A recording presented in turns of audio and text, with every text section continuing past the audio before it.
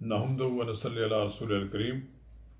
अम्मा बाद फ़ऊज़ु बिल्लाहि मिनश शैतानिर रजीम। बिस्मिल्लाहिर रहमानिर रहीम। अस्सलाम वालेकुम।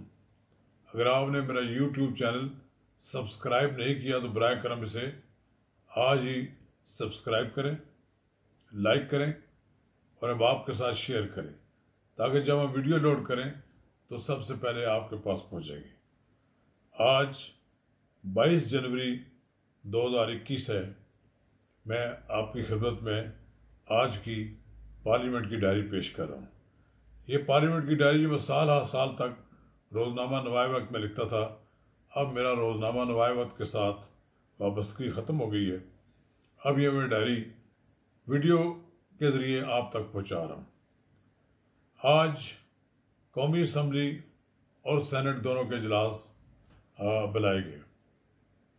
कौमी असम्बली का इजलास भी बहुत मुख्तसर देर के लिए जारी रहा और सेनेट का इजलास भी कमोबेश 1 घंटे जारी रहा। कौमी असम्बली के इजलास शुरू होने से कबल हुकूमती अरकान, जिनमें परवेज़ खटक साहब और कुछ और लोग शामिल थे, अपोजिशन के रहनुमाओं से उन्होंने बातचीत की। वो अपोजिशन को कौमी असम्बली के इजलास में लेकर गए। आज शायद पीपल्स पार्टी इसलिए भी कौमी असम्बली के इजलास में जाने के लिए तैयार थी कि उनका एक सिटिंग मेंबर वफात पा गया है। वो सिटिंग मेंबर पीर नूर मोहम्मद शाह जिलानी हैं, जिनका इंतकाल हो गया है और उनकी वफात की वजह से आज कौमी असम्बली का इजलास बहुत मुख्तसर देर तक जारी रहा। 25 मिनट तक जारी रहा।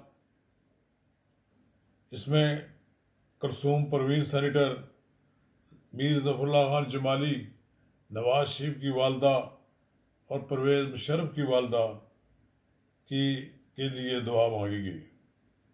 इसी तरह सीनियर सहाफ़ी अरशद वहीद की वफ़ात पर भी फातह ख़्वानी की गई, जबकि जस्टिस वक़ार सेठ के लिए भी दुआ की गई। हैरानकुन बात है कि सिर्फ 2 आदमियों ने पीर नूर मोहम्मद शाह जिलानी के इंतकाल पर इज़हार ख्याल किया।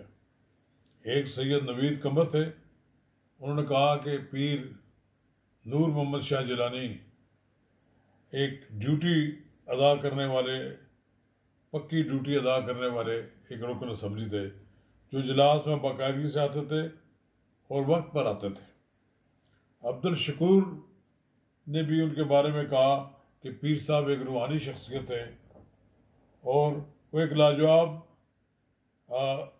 सियासी के साथ साथ दीनी भी शख्सियत है। लेकिन मैंने महसूस किया कि 2 अरकान के अलावा किसी ने उनके बारे में इज़हार ख्याल नहीं किया।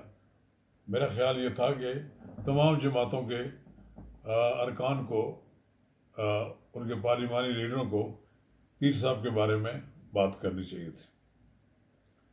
कौमी असम्बली के इजलास में अपोजिशन ने कौमी असम्बली का इजलास उजलत में बुलाए जाने पर हुकूमत को आड़े हाथों लिया। दिलचस्प अमर यह है कि ये इजलास रात को कमोबेश कोई 10-12 घंटे कबल एक नोटिफिकेशन जारी हुआ, जिसके तहत कौमी असम्बली को बताया गया कि इजलास तलब कर लिया गया है। इस तरह सेनेट का इजलास भी रात के अंधेरे में तलब किया गया है। एहसन इकबाल साहब ने वहाँ पर तकरीर भी की है और उन्होंने इस बात का इज़हार ख्याल किया है कि यूनियन कौंसिल का इजलास बुलाया जाए तो कम अज़ कम उसमें 72 घंटे का वक्त दिया जाता है। लेकिन यहाँ पर जिस तरह इजलास बुलाया गया है, तमाम अरकान को इतला नहीं हो सकी। इसके जवाब में अली मोहम्मद खान साहब, जो कि वज़ीर ममलकत बराए पार्लिमानी अमूर हैं, उन्होंने स्पीकर के साथ अपनी इज़हार यकजहती इस तरह किया कि स्पीकर कौमी असम्बली अपोजिशन को बारहा उनके लीडरों को, पार्लिमानी जमातों के लीडरों को बुलाते रहे, लेकिन उनके ना आने की वजह से और बाईकाट की वजह से इजलास में बड़ी ताख़ीर हो गई और 2-2.5 महीने पहले इजलास हो सकता था अगर अपोजिशन इसमें शिरकत करती। बहरहाल एहसन इकबाल साहब ने कहा कि ये रात को टीवी पर टिकर चलने से लोगों को पता लगा है कि अगले दिन कौमी असम्बली का इजलास बुलाया जा रहा है। मेरा ख्याल ये है कि ये तर्ज अमल अब तर्क हो जाना चाहिए और ऐसा होना चाहिए कि कौमी असम्बली या सेनेट का इजलास बुलाया जाए तो उसे मुनासिब वक्त दिया जाए और हुकूमत और अपोजिशन दोनों के दरमियान ताल्लुकात कार बेहतर हो जाएं तो शायद इससे भी सूरत हाल बेहतर हो सकती है। बहरहाल मैं ये समझता हूँ कि इस वक्त सूरत हाल ऐसी है कि हुकूमत और अपोजिशन के दरमियान ताल्लुकात कार बहुत कशीदा है। कोई बात उनके दरमियान नहीं हो सकती कि जिससे कि कोई बैठ कर मिल बैठ सकें। इसलिए ना तो कौमी असम्बली का इजलास प्रॉपर तरीके से हो रहा है और ना ही सेनेट का इजलास। मुझे ऐसा सेनेट में तो वज़ीर आज़म मेरा ख्याल 2.5 साल में एक बार ही गए थे सिर्फ। इसी तरह वज़ीर आज़म कौमी असम्बली का रुख भी नहीं करते। इजलास तो उन्होंने बुला लिया लेकिन अभी तक वज़ीर आज़म के पास इतना वक्त नहीं है कि वो कौमी असम्बली में जाकर बैठें। बहरहाल एक सेनेट में एक क्वेश्चन किया गया और वो NFC के बारे में था तो हुकूमत की तरफ से बताया गया कि NFC अवार्ड जल्द तश्कील दिया जाएगा और ये भी बताया गया वहाँ पर एक सवाल के जवाब में कि 2 साल में $5 अरब के कर्जे लिए हैं हुकूमत ने, बैरूनी कर्जे हैं, और 4.5 ट्रिलियन के अंदरूनी कर्जे हैं। ये एक बहुत बड़े कर्जे हैं। मैं समझता हूँ कि पाकिस्तान की तारीख में सबसे ज़्यादा किसी ने कर्जे अब लिए हैं तो ये मौजूदा हुकूमत है। ये भी वहाँ बताया गया इजलास में कि CPEC अथॉरिटी जो है उसका ऑर्डिनेंस लैप्स हो गया है, इसलिए अब CPEC के तमाम मामला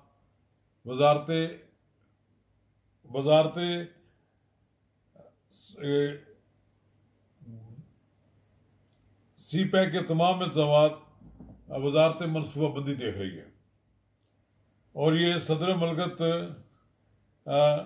के पास इस मामले को भी उठाया गया है कि जो सदर मुल्कत ने जो खिताब था उसका भी बड़ी बुरी हालत है कि ना कोई उस पर कोई बहस करता है ना कोई कुछ होता है। सदर मुल्कत का खिताब पर एक उन्होंने शुक्रिया की एक करारदाद जो रस्मी तौर पर पास की है वो हो गई है, लेकिन मैं ये समझता हूँ कि सदर का खिताब या तो बिल्कुल ही ख़त्म कर देना चाहिए, अगर हो उस पर बहस हो तो बहुत अच्छी बात है। हुकूमत और अपोजिशन दोनों को उसमें हिस्सा लेना चाहिए। इस तरह PAC की ज़ैली कमेटी का इजलास हुआ है राजा रियाज की सदारत में, जिसमें नवाज शरीफ दौर में पेमरा के चेयरमैन और बोर्ड के अरकान के एजाजिया में आज खुद इजाफा का जो मामला वो ज़ेर बहस आया है और ये मामला सदर मुल्कत को भिजवा दिया गया है। मैं ये समझता हूँ कि इसी तरह जो बहुत से और मामला भी हैं कि जिनके बारे में PAC में ज़ेर बहस आई हैं जो अभी तक हल तलब हैं। बहरहाल कौमी असम्बली का इजलास शुरू हो गया है। आज अपोजिशन का भी इजलास हुआ है। ताहाल अपोजिशन ने इस बात का फैसला नहीं किया है कि पीर को होने वाले इजलास में वो हुकूमत के साथ किस तरह अपने ताल्लुकात कार रखेंगे।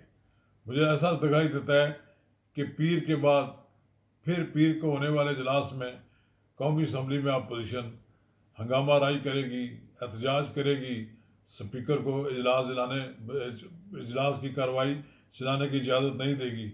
इसलिए मुझे ऐसा दिखाई देता है कि अगर हुकूमत और अपोजिशन के दरमियान कोई मामला तय ना हुआ तो ये 28वां जो सेशन बुलाया गया है ये स्पीकर के लिए चलाना मुश्किल हो जाएगा।